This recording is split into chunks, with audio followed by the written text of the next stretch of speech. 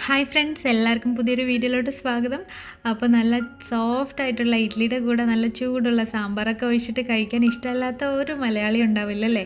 അപ്പോൾ ഞാനിന്ന് പറയാൻ പോകുന്നത് സാമ്പാറാണ്. വളരെ എളുപ്പത്തിൽ ഉണ്ടാക്കാൻ പോകുന്ന സാമ്പാറിൻ്റെ റെസിപ്പിയാണ്, അതും പരിപ്പും പച്ചക്കറികളും ഒന്നുമില്ലാതെ.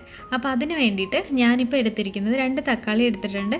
പിന്നെ ഒരു വലിയ സവാളയുടെ പകുതിയാണ് എടുക്കുന്നത്. പകുതി എടുത്താൽ മതി.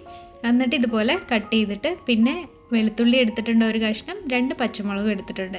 ഇനി ഇതിലോട്ട് നമ്മൾ ഒരു 1/4 ടീസ്പൂണോളം മഞ്ഞൾപ്പൊടി ചേർക്കുക. മഞ്ഞൾപ്പൊടി ചേർത്തതിന് ശേഷം ഉപ്പും കൂടെ ആവശ്യത്തിന് ഇത് വേവാൻ വേണ്ടിയിട്ടുള്ളത് അതും ചേർക്കുക. അതിന് ശേഷം പിന്നെ നമ്മൾ ചേർക്കേണ്ടത് കായത്തിൻ്റെ പൊടി ഒരു 1/4 ടീസ്പൂൺ ചേർത്താൽ മതി. അതിന് ശേഷം ഒരിച്ചിരി വെള്ളം ഒഴിച്ചിട്ട് ഒരു 1/4 ഭാഗത്തോളം വെള്ളം ഒഴിച്ചതിന് ശേഷം ഇത് മിക്സ് ചെയ്ത് പിന്നെ കുക്കർ അടച്ച് വെച്ചതിന് ശേഷം കുക്കറിലാണ് വേവിക്കേണ്ടത്.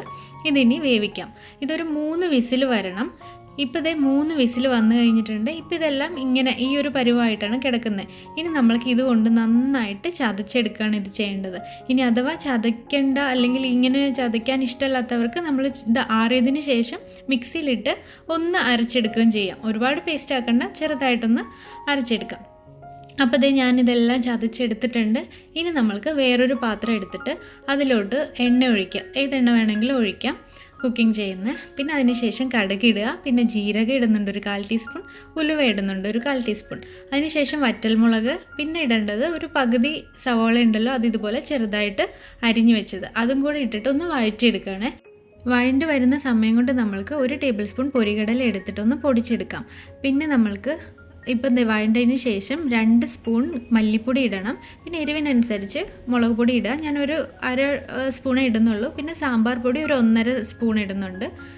ടീസ്പൂണാണ് കണക്ക്.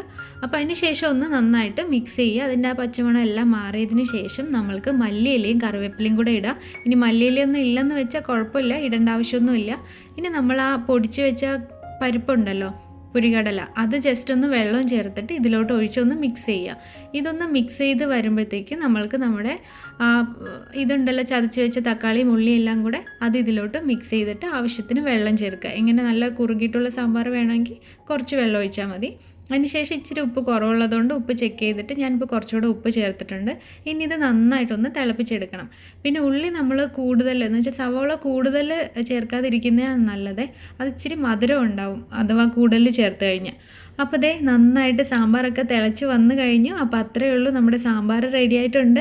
ഇഡ്ലിയുടെ കൂടെ അതുപോലെ ദോശയുടെ കൂടെയും പിന്നെ ചോറിൻ്റെ കൂടെ വേണമെങ്കിൽ ഇത് കഴിക്കാൻ പറ്റും. വളരെ സിമ്പിളായിട്ടുള്ള ഒരു സാമ്പാറാണ്. പച്ചക്കറികളൊന്നുമില്ല, പരിപ്പുമില്ല, വെറും ഉള്ളിയും തക്കാളിയും മാത്രം മതി. അപ്പോൾ നിങ്ങളെല്ലാവരും ഇത് ട്രൈ ചെയ്ത് നോക്കണം. ട്രൈ ചെയ്ത് നോക്കിയിട്ട് നിങ്ങളുടെ അഭിപ്രായങ്ങളൊക്കെ കമൻറ്റ് ചെയ്യുക. ഈ വീഡിയോ ഉപകാരപ്പെടുകയാണെങ്കിൽ നിങ്ങളെ ലൈക്ക് ചെയ്യാനും അതുപോലെ തന്നെ ഫ്രണ്ട്സിനൊക്കെ ഷെയർ ചെയ്യാനും മറക്കരുത്. അപ്പം ഇനി അടുത്തൊരു വീഡിയോയിൽ അടുത്തൊരു റെസിപ്പി ആയിട്ട് കാണാം. അതുവരെ ബൈ.